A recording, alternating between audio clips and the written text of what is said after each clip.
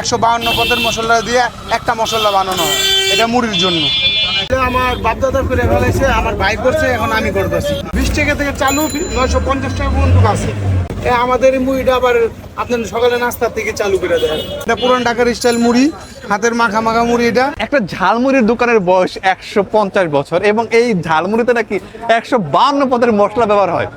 এরকম জিনিস কই পাওয়া যেতে পারে? পুরান ঢাকা ছাড়া আসলে এই টাইপের জিনিস আপনারা কোথাও পাবে না। 20 টাকা আছে নরমাল মুড়ি, ডিম আছে 40 টাকা, গিলাগুলি আছে 50 টাকা, আস্তা মুরগি আছে 200 টাকা, হাঁস আছে 950 টাকা, কবুতর আছে 260 টাকা, কোয়েল পাখি 130 টাকা, লেগ পিস দিয়ে 130 টাকা।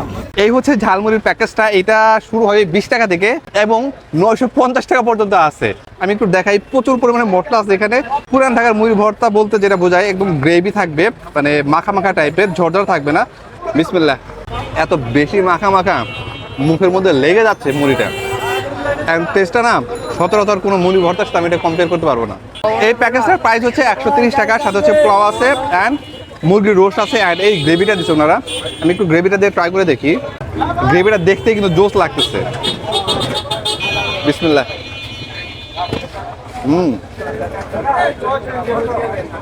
মুরগিটাও বেশ নরম হয়েছে, এটাও বেশ ভালো।